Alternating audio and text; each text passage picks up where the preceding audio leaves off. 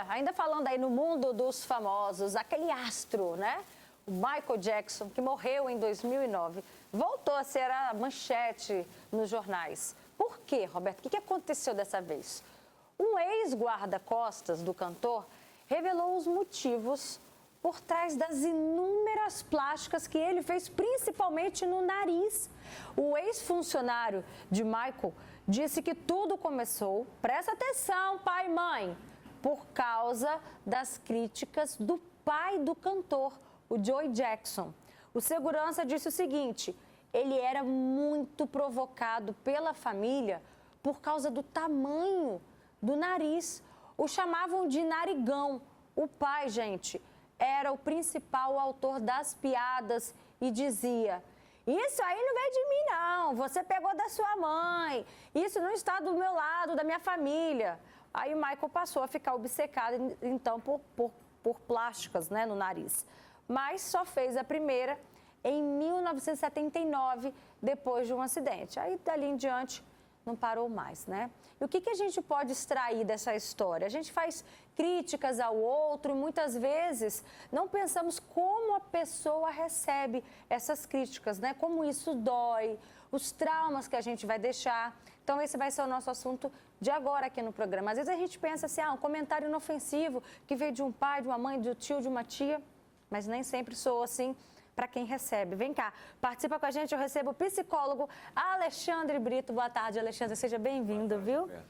E a gente também recebe aqui a Caroline Souza. Tudo bem, Carol? Boa tarde. Tudo bem, boa tarde. Que você também já viveu uma situação parecida na infância, Carol? Sim, era a minha tia. Ela sempre, quando a gente ia na casa dela, ela falava: você não vai emagrecer, você tá muito gordinha, você tá muito acima do peso. Sempre assim, entendeu? E como que você se sentia quando você ouvia esses comentários dela? A gente nunca fica bem, né? Porque, ainda mais para uma criança, é muito ruim, acarreta muito traumas, né? E minha mãe chegava a me levar em consulta para reeducação alimentar, mas assim, não adiantava muito. E depois de um tempo também eu me aceitei do jeito que eu sou, entendeu? Eu me acho linda e a gente tem que ter amor próprio, né? Quantos anos você tinha e você já ouvia esse tipo de comentário? 5, 7 anos, 8. Toda vez que a gente ia na casa dela, ela sempre falava, entendeu? Alexandre, mais um caso, né? Além aí do astro Michael Jackson, o caso também da Carol aqui. Se a gente for parar para ler os comentários, daqui a pouquinho você já pode também já mandando, né? Se por acaso isso acontecia com você, manda pra gente no Facebook que eu vou ler. Mas a gente vê que isso é mais comum do que a gente pensa. Às vezes um tio, um pai, uma mãe, uma avó faz um comentário que aparentemente pode parecer ali, inofensivo. Mas a gente precisa pensar nisso também. Olha, se eu pudesse criar uma regra geral, seria: não fale sobre o corpo do outro. Em nenhum aspecto. Cabelo, nariz, peso. Sabe por quê? Por exemplo, quando uma criança, você fala isso com ela, ela não se volta contra você, ela se volta contra ela mesma. A autoestima, que é isso de você se estimar, de você se cuidar, é algo que é construído, não é alguma coisa que você nasce pronto.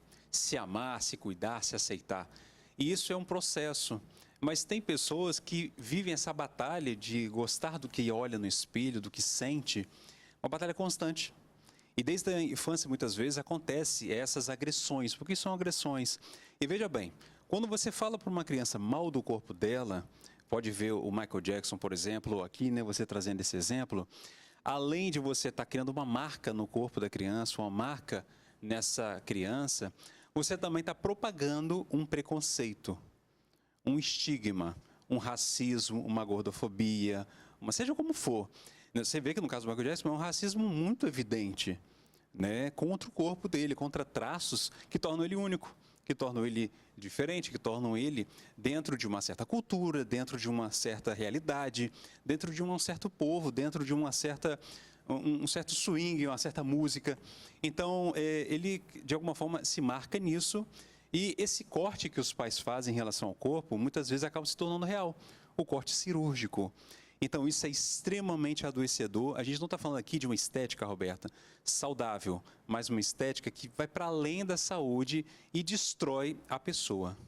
E você falou que isso também traz marcas, né, cirúrgicas. Foi exatamente o que aconteceu com o Norton, tá? Ele vai participar agora com a gente.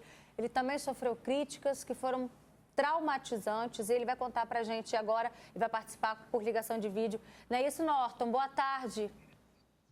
Boa tarde, Roberta. Boa tarde a todos que estão aí. Não pude estar aí hoje, mas eu estou interligado com vocês. Conta pra gente a respeito, né, da sua história. Que tipos de comentários você ouvia da sua família? Roberta, eu tinha... meu maior problema antes das cirurgias foram as minhas orelhas. Depois disso, fiz muitas outras estéticas, mas as minhas orelhas eram de abano. Então, isso eu ouvi muita piada. Para as pessoas era engraçado, mas para mim era algo insuportável, principalmente vindo de dentro da família. E isso, só para reforçar, isso aconteceria principalmente com os familiares, Norton? Principalmente, era a primeira coisa, o primeiro lugar onde acontecia.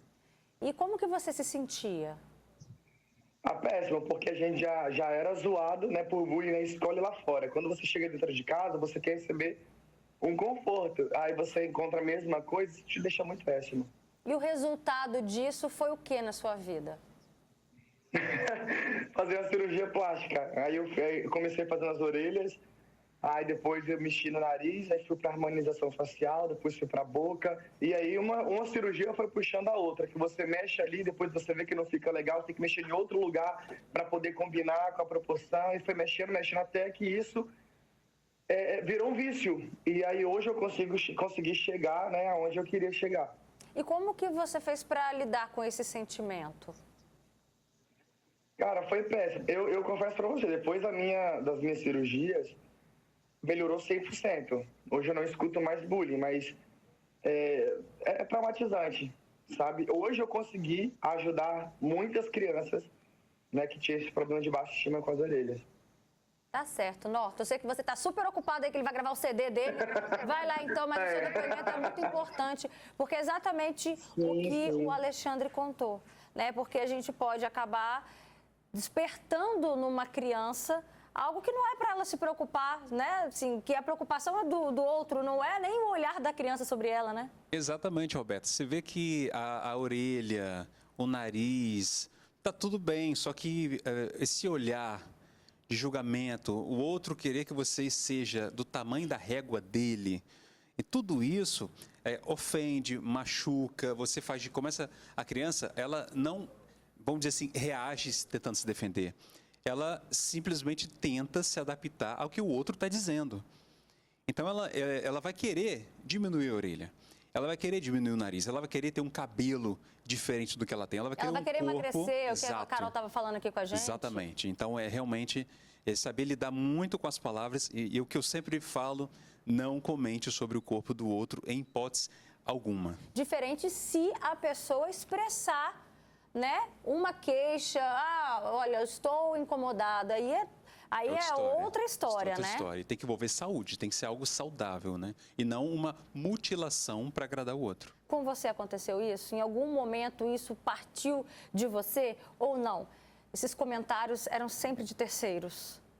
Não, sempre de terceiros, entendeu? Tanto com a minha tia, né, que é o ponto principal, mas na escola também, entendeu? Amigos próximos, entendeu? Sempre fazia esses comentários inadequados, entendeu? E quais foram os traumas, né, as marcas que isso deixaram na sua vida? Eu sempre quis melhorar pelos comentários que eu ouvia, entendeu? Mas, assim, hoje em dia, com quase 30 anos, eu vejo que eram de pessoas vazias, que não me agregavam em nada, não me acrescentavam em nada, entendeu? A gente tem aqui alguns comentários no Facebook, eu vou ler. A Marilene fala, já pensou se a humanidade fosse toda igual, né? Todos da mesma cor, não teria graça, gente, todo mundo igual. E é verdade, né? O que a Alexandre falou, as nossas características nos tornam únicos. Eu até me arrepiei na hora que você falou isso. A Marcilene Pontes fala, boa tarde, minha filha tem 7 aninhos e as pessoas da própria família já falaram que ela precisa emagrecer porque está gordinha. Lembrando que ela sofre de ansiedade, tem TDAH, né? Muita falta de empatia, aí ela fica brava. Como que os pais, às vezes o tio faz o comentário, a avó, como que os pais podem intervir de uma forma saudável, sem enfatizar ainda mais, Alexandre? Tem que ser saudável mesmo, porque às vezes não são os pais que fazem isso, mas às vezes são os pais, né? Então, os pais, eles têm que, de alguma forma, junto com a criança, construir essa autoestima, valorizar, né? Depende da idade da criança, crianças da primeira infância, por exemplo, né? Ali 3, 4 anos ou até menos, e alguns pais compram bonecas que tenham traços e características, bonecos, bonecas, seja como for, que tenham traços característicos da própria criança, e está tudo bem. Então, enfatizar isso, né, Roberta? Lutar para que também não haja o isolamento da criança, porque isso é muito comum nesses tipos de preconceito. Então, a criança tem vários estigmas de preconceitos, como o racismo, é tratada como gordinha, ou o cabelo é visto de um jeito mal visto, entre aspas. E aí, muitas vezes, a criança fica isolada nas brincadeiras das outras. Pais de outras crianças não querem que brinquem juntos. Então, enfrentar tudo isso com o seu filho vê que você está ali nesse enfrentamento junto com ele, você está ensinando o seu filho, de fato, a afirmar quem ele é. Né? Isso que é o mais importante. Tá certo. Obrigada, Alexandre. Obrigada, Carol, também pelo seu depoimento. Viu? Sua mãe está aqui fazendo um elogio a você. Depois você olha lá no Facebook, tá bom? Obrigada.